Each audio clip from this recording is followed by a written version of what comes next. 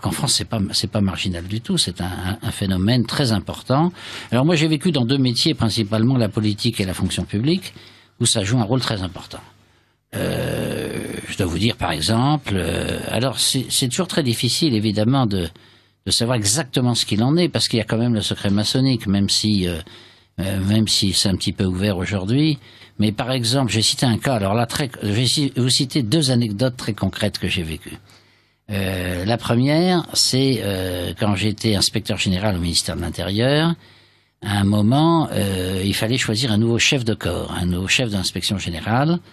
Et j'étais en pourparlers à ce sujet avec Claude Guéant, donc, qui était secrétaire général de la présidence de la République. Et je lui dis, à moitié sérieusement, à moitié pour plaisanter, je lui dis, vous avez qu'à me nommer chef d'inspection générale, parce qu'il trouvait pas quelqu'un qui lui convienne vraiment. Et je lui dis, comme ça, vous aurez quelqu'un dont vous connaissez les idées, vous n'aurez pas de surprise, sous-entendu, quelqu'un de droite, quoi. Et Guéant me dit, ah oui, alors ça c'est vrai, c'est tout à fait vrai, mais on a d'autres impératifs, et là vraiment c'est extrêmement difficile, etc. Et c'est une chose que je ne peux absolument pas faire, compte tenu d'une vieille tradition administrative. J'en parle avec certains de mes collègues du ministère qui rigolent, et qui me disent, bah oui, la tradition administrative, c'est que depuis 1945, tous les chefs de l'inspection générale de l'administration, sans aucune exception, ont tous été francs-maçons. Parce qu'il y a certains postes clés, c'est un poste clé là, hein, parce que l'inspection générale contrôle les préfets, inspecte les préfets.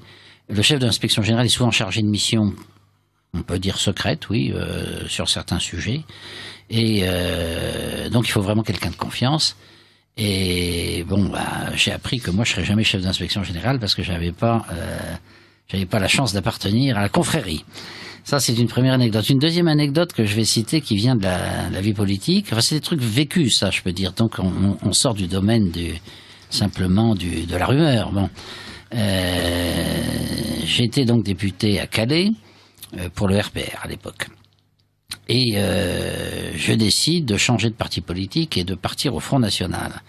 Et là, j'avais avec moi un ami qui dirigeait mes campagnes électorales depuis plusieurs années, avec un certain succès, et qui me dit, Yvan, je suis vraiment déchiré, mais tu sais que je suis franc-maçon, je te l'ai jamais caché. Je dis, oui, bien sûr, tu me l'as jamais caché. Non, je te le reproche absolument pas. Il me dit, oui, mais je ne peux pas te suivre là où tu vas. Je dis, ah bon, t'as pas le droit d'aller au Front National? Il me dit, ah non, j'ai interdiction absolue, je suis au Grand Orient de France, et j'ai interdiction absolue d'aller au Front National. Je dis, qu'est-ce qui se passe si tu y vas? Ah, ce qui se passe, c'est très simple, je serai exclu du Grand Orient. Je dis, mais tu passes ton temps à me dire que tu es agacé par tes frères parce que tu les trouves beaucoup trop à gauche par rapport à toi. Ben, c'est peut-être l'occasion de t'émanciper un peu et puis tu mèneras une autre vie, puis c'est tout. Ah non, ça je peux pas. Alors il me dit, je vais te dire exactement comment ça se passe, à condition que tu ne dis jamais mon nom. Il me dit, voilà, je suis kinésithérapeute et la plupart de mes clients sont recommandés par les médecins de la ville où nous vivons. Et ces médecins sont, pour les 3/4 d'entre eux, des francs-maçons. Et ils m'envoient leur clientèle pour faire des opérations de kinésithérapie. Bon, ça doit faire à peu près la moitié de ma clientèle.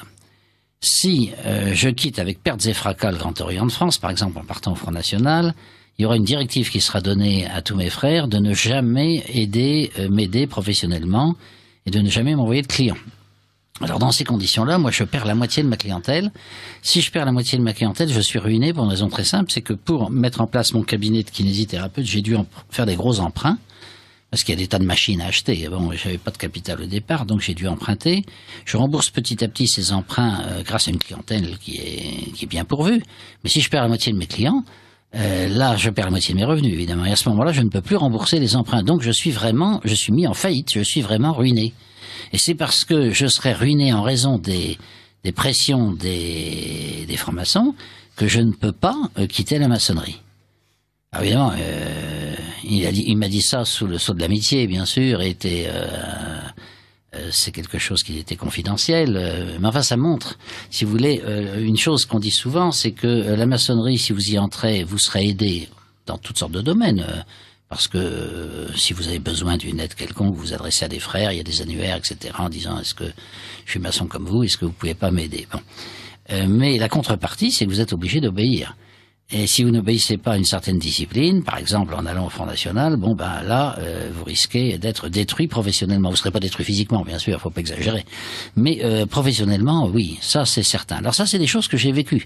Donc je m'en souviens. Alors maintenant, quand on me dit que ça n'a aucune influence, que c'est des mythes, que c'est des complots, que c'est du complotisme, bon, j'ai tendance quand même à dire que les gens qui disent ça n'ont pas été au contact avec la réalité, ne savent pas vraiment ce qu'ils disent. Ils réfléchissent à partir d'idées générales, effectivement, mais je veux dire, cette solidarité maçonnique est quelque chose de tout à fait réel. Et là, c'est bon côté, là aussi, c'est mauvais côté. Les maçons eux-mêmes l'avouent en plus, parce que eux-mêmes, plus souvent, ils m'ont dit, oui, oh, bah, un tel, oh, il est franc-maçon. Alors là, je suis vraiment ennuyé qu'il soit franc-maçon, parce que c'est un type qui a aucune moralité. Je dis, ah bon, vous acceptez des gens comme ça dans vos loges? Oh, bah, malheureusement, oui. C'est ce qu'on appelle la maçonnerie alimentaire. C'est-à-dire les gens qui viennent dans les loges pour faire des affaires, en réalité, pour gagner de l'argent. Et il y a même eu beaucoup de scandales, d'ailleurs, d'affaires dans certaines loges à cause de cela. Alors, les vrais maçons, si je puis dire, ceux qui sont moins affairistes, évidemment, se plaignent de l'existence de ceux-ci. Mais en même temps, ils reconnaissent eux-mêmes, les réseaux d'influence que ça représente. Et ces réseaux d'influence, bien sûr, vous les retrouvez ensuite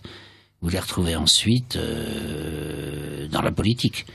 Et si parfois vous voyez des hommes politiques socialistes et des hommes politiques des républicains, pour prendre deux partis qui sont en décadence complète et qui vont disparaître un de ces jours, eh bien parfois vous étiez très surpris en disant tiens, ils ont l'air de bien s'entendre, ils passent des accords entre eux, et alors les gens un peu naïfs disent c'est bizarre quoi, alors que c'est pas bizarre du tout, c'est parce qu'ils se retrouvent en loge une fois par semaine, et donc ils se connaissent évidemment très très bien, et alors pour eux, moi j'ai vu comme ça des gens du RPR qui étaient vraiment très très très amicaux à l'égard des socialistes, évidemment parce qu'ils étaient dans la même loge. Bon, et puis des socialistes pareils qui étaient tout à fait ouverts sur la droite entre guillemets pour les mêmes raisons évidemment.